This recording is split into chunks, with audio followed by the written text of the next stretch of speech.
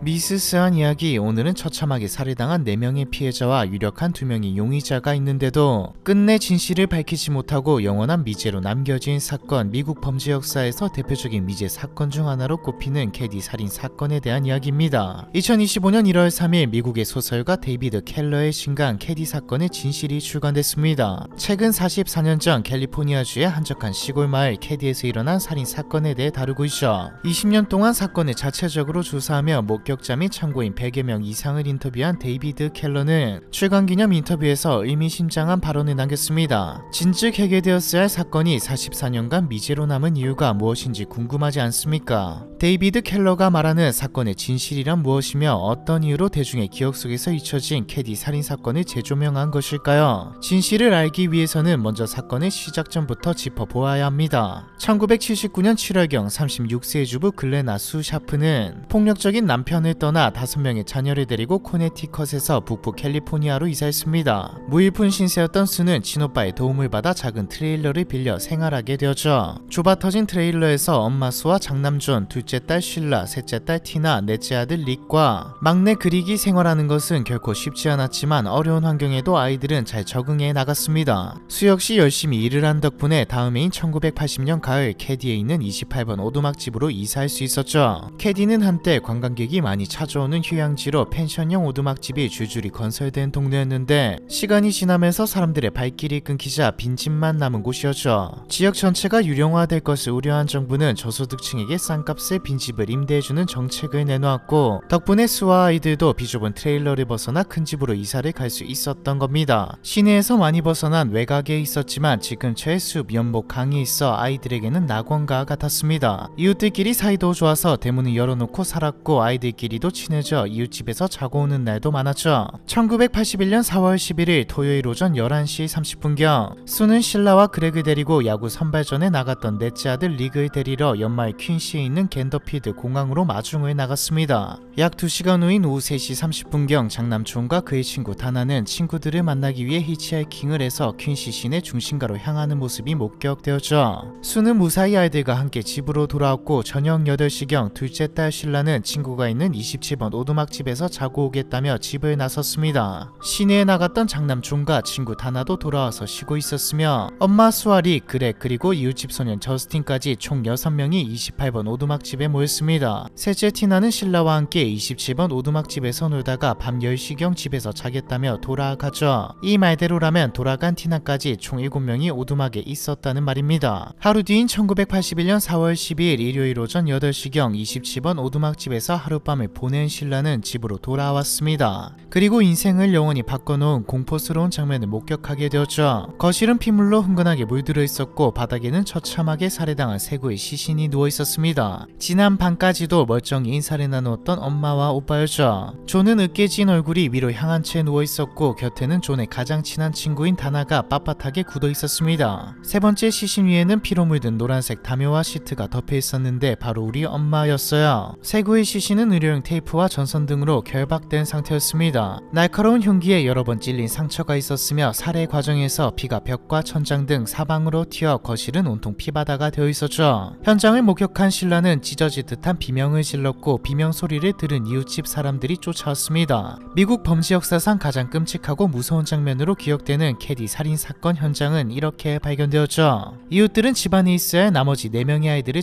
찾아다녔습니다. 다행히 집안에 있던 릭, 그렉, 저스틴 3명의 아이는 방 안에서 잠이 든 채 발견되었죠. 세 아이 모두 거실에서 무슨 일이 일어났는지 전혀 모르는 눈치였습니다. 이웃들은 아이들이 거실에서 일어난 일을 볼 수 없도록 침실 창문을 통해 집 밖으로 데리고 나갔죠. 하지만 12세의 티나는 집안 어디에서도 찾을 수 없었습니다. 신고를 받고 현장에 출동한 경찰은 처참한 시신의 상태에 혀를 내둘렀습니다. 존은 목을 깊게 베었고 양손은 흰색 의료용 테이프로 발목은 흰색 케이블 타이로 묶여 있었죠. 다나는 둔기로 머리를 공격받은 후 목이 절려 사망한 상태였습니다. 가장 심하게 훼손된 건 엄마 수의 시신이었죠. 허리 아래 하반신은 나체였으며 발목에는 의료용 테이프가 묶여 있었고 그 위로 전선이 칭칭 감겨 있었습니다. 가슴과 목에 깊은 자상이 발견됐으며 머리 옆면에는 레저용 공기총으로 찍어내린 상처도 남아있었죠. 얼굴은 형체를 알아볼 수 없을 정도로 심각하게 훼손됐는데 조사 결과 피해자가 입고 있던 팬티와 두건으로 재갈을 물린 뒤 그 위에 의료용 테이프를 여러 겹 붙인 상태에서 공격을 가한 것으로 밝혀졌습니다.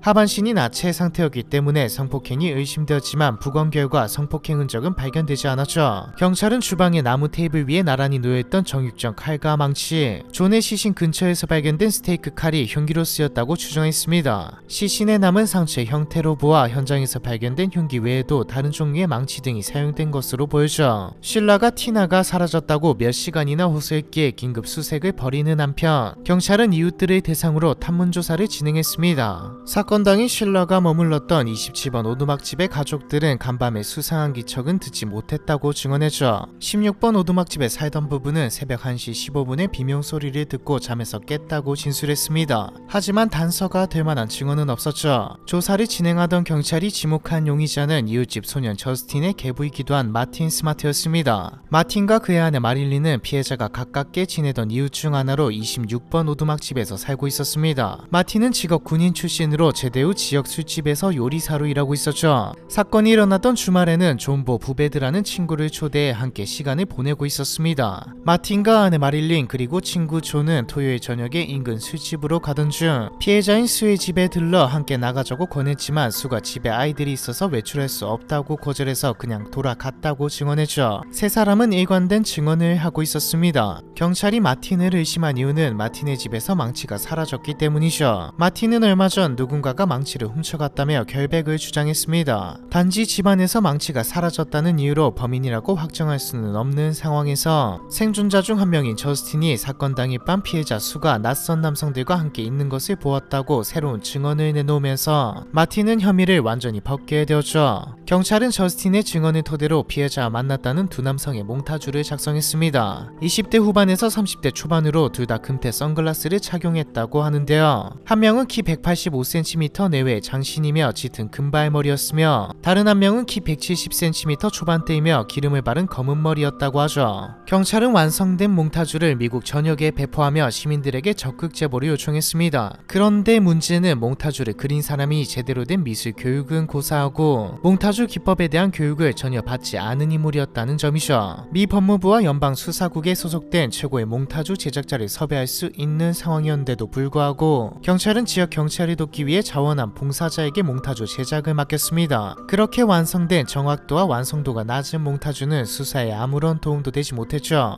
경찰은 실종된 티나를 찾는 데에도 실패했습니다. 자원봉사자들과 경찰견까지 동원해 사건 현장을 중심으로 8km 반경까지 각자 패턴 수색을 실시하며 인근 지역을 이잡듯 뒤졌지만 그 어느 곳에서도 티나는 발견할 수 없었죠. 신라는 범인들이 엄마에게 저지른 만행과 남동생들은 남겨두고 어린 티나만 잡아갔다는 것을 두고 볼 때 여동생이 성적으로 괴롭힘을 받고 있지 않을까 두려움에 시달려 했습니다. 사건 발생 후 일주일, 한 달, 1년이 지나도록 여동생은 돌아오지 않았고 범인을 붙잡을 단서도 발견되지 않았죠. 그렇게 3년의 시간이 흐른 1984년 4월 22일 오두막집 단지에서 약 160km 떨어진 뷰트 카운티의 한 숲속에서 병을 수집하던 사람이 작은 두개골과 턱뼈 일부를 발견했습니다. 가족들이 애타게 찾아 헤맸던 티나의 유해 중 일부였죠. 하지만 발견 당시에는 신원을 추정할 수 있는 다른 단서가 없었기에 지역 언론을 통해 숲에서 어린아이로 추정되는 유골이 발견됐다는 정도로 보도되었습니다. 그런데 기사가 나간 직후 뷰트 카운티 보안관 사무소로 수상한 전화가 걸려왔죠. 뉴스를 보고 있는데 숲속에서 뼈가 발견됐다는 이야기가 나오더라고요. 혹시 몇 년 전 캐디에서 발생했던 살인 사건에 대해 아시나요? 그 사건에서 12살 소녀가 발견되지 않았잖아요. 혹시 그 소녀가 아닐까요? 끝까지 신원을 밝히지 않은 제보자는 캐디 사건에 대해 구체적으로 알고 있으며 유골이 티나의 것이라는 점을 미리 알고 있는 듯 보였습니다. 진범이거나 공범일 가능성이 높으며 양심의 가책을 느껴 직접 제보 전화를 걸었을 가능성이 높았죠. 하지만 안타깝게도 제보 전화에 대해서는 제대로 조사되지 않았습니다. 그런데 19년 후인 2013년 재수사가 시작됩니다. 마이크 갬버그 형사는 초기 수사 과정에서 법무부와 수사관들이 중요한 증거를 누락한 사실을 공개적으로 비판했죠. 그리고 수사를 재개하면서 두 명의 주요 용의자를 지목했습니다. 바로 피해자의 이웃이자 가장 먼저 용의자로 지목됐던 마틴 스마트와 그의 친구 존보 부베드였죠. 마이크 갬버그 형사는 혼자서 4명의 피해자를 제압하고 살해하기는 어려웠을 것이라고 보고 2인 이상의 공동범행의 가능성을 염두에 둔 상태로 수사를 진행했습니다. 갬버그 형사가 비판한 중요한 증거는 다름 아닌 편지였죠. 시작되죠. 마틴은 용의 손상에서 벗어나자마자 캐디를 떠났는데 직후 아내였던 마릴린에게 보낸 편지에 살인을 자백하는 듯한 내용이 적혀 있습니다. 나는 내 사랑을 얻기 위해 큰 대가를 치렀어. 4명의 목숨을 바쳐서 우리의 사랑을 지켜낸 거야. 수사팀은 조사 내용과 편지를 근거로 마틴이 캐딘 살인 사건의 진범일 것이라고 추정했죠. 수사 내용이 전해지자 사람들은 죽은 피해자 수가 마틴과 부적절한 관계를 맺고 있었으며 아내 마릴린이 불륜 사실을 알게 된 후 관계를 정리하는 과정에서 수를 살해했을 가능성을 제기했습니다. 살해 현장을 목격한 존과 다나도 함께 죽였으며 티나 역시 입막음을 위해 납치 후 살해했다는 주장이죠. 하지만 수사팀은 진실이 무엇인지 더 이상 밝혀낼 수 없었습니다. 유력한 용의자인 마틴 스마트는 2006년, 존 부베드는 1988년에 이미 사망해버렸기 때문이죠. 사건 현장이었던 28번 오두막집 역시 밤마다 귀신이 출몰한다는 이유로 2004년경 완전히 철거되어 추가 조사를 진행할 수 없는 상황입니다. 결국 피해자도 용의자도 사건 현장도 사라져버리면서 캐디 살인 사건은 영구 미제로 남게 되었죠. 미국 범죄 역사에서 초동 수사가 엉망으로 진행되었을 때 어떤 결과를 가져오는지 보여주는 최악의 사례로 꼽히며 무능한 경찰이라는 오명을 벗기 위해 아직까지도 수사가 진행 중인 캐디 살인 사건에 대한 이야기, 이번 편은 여기까지입니다.